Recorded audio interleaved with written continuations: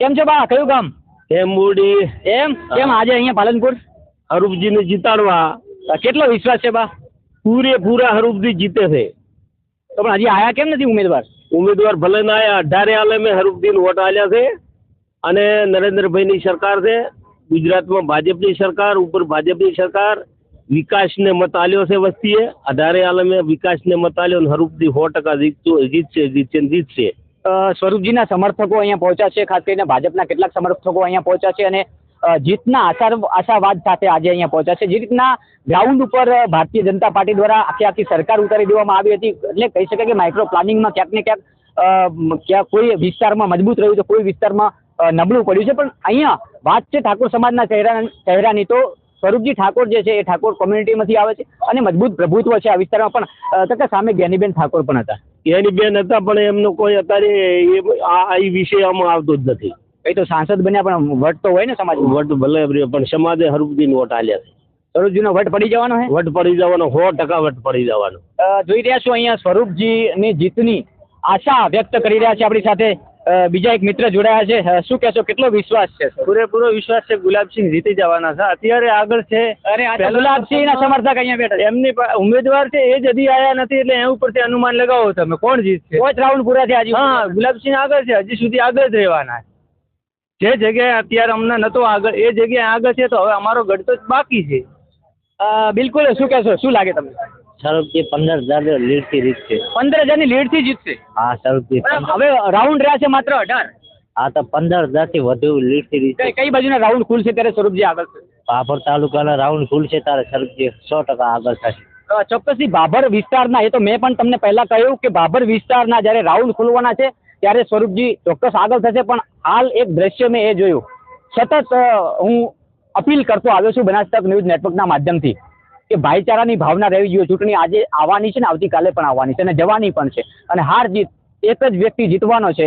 10 જણા ઊભા હોય કે 50 જણા ઊભા હોય, એક હારવાનો છે, એક જીતવાનો છે. પણ અહીંયા મહત્વની વાત, એક સંદેશ જે હું આપતો હતો એ સંદેશ અહીંયા જોવા મળ્યો. અહીંયા ભાઈ છે કોંગ્રેસના સમર્થક, તો અહીંયા કાકાએ જોયું કે અમે એમની સાથે પણ વાત કરી, ભાજપના સમર્થક પણ બેઠા છે સાથે. આવી જ રીતે મારું માનવું છે કે વાવ વિધાનસભાના દરેક જે મતદારો છે એમને પણ મારી અપીલ છે કે મતદાન પૂરું થયા પછી સ્વરૂપજી જીતે કે ગુલાબસિંહ જીતે, એ તમારા બધાના સાહેબ બનવાના છે, તમારા બધાના સેવક બનવાના છે.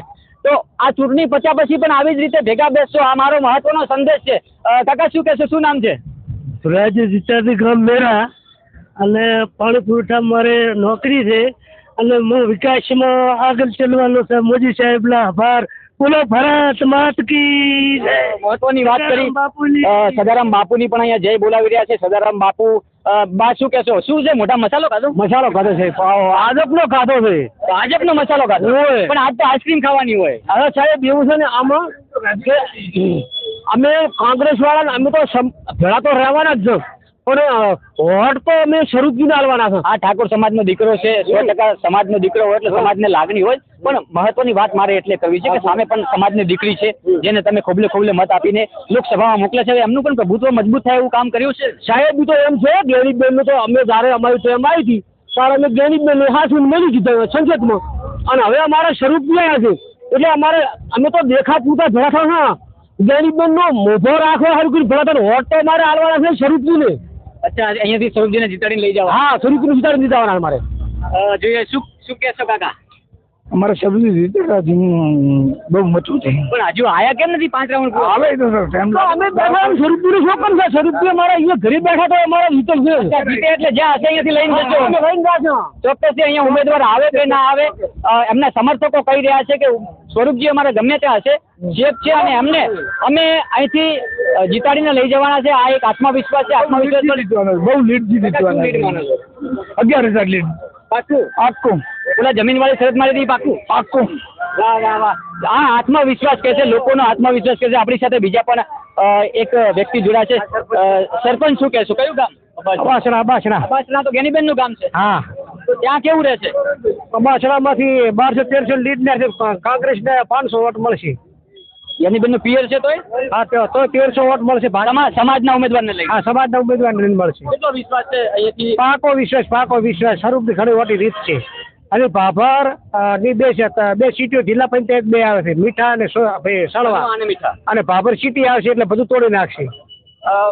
મેં જેમ કહ્યું એમ બહુ મહત્વની વાત કરી છે કે 15 રાઉન્ડ સુધી કદાચ ગુલાબસિંહ આગળ રહે, પરંતુ જ્યારે પેટીઓ ખોલવાની હોય એટલે કે બાબર વિસ્તારની, તો ત્યાં વધારેમાં વધારે ઠાકોર સમાજ છે. અત્યારે તમે સાંભળ્યું કે પોતાના દીકરાને જીતાડવા માટે અહીંયા વડીલો પણ પહોંચ્યા છે.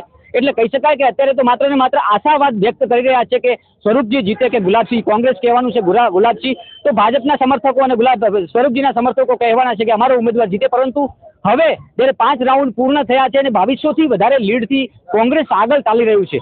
અહીંયા ગુલાબસિંહ રાજપૂત પહોંચ્યા છે, પરંતુ હજુ ઉમેદવાર ભાજપના કે અપક્ષના પહોંચ્યા નથી. પરંતુ જોઈ શકાય છે કે આગામી સમયમાં ટૂંક સમયમાં પહોંચી શકે છે. જેમ લીડ તૂટશે એમ ઉમેદવાર અહીંયા પહોંચશે અને આશાવાદ વ્યક્ત કર્યો છે કે અમારો ઉમેદવાર જીતે છે. હવે અંતિમ રાઉન્ડ જ્યારે 23મો હશે એટલે કે 20 પછીના જે 3 રાઉન્ડ છે એ રાઉન્ડમાં ચોક્કસથી ખબર પડવાની છે કે કોણ બાજી મારવાનું છે અને વાવ વિધાનસભાના સેવક કોણ બનવાનું છે. નમસ્કાર.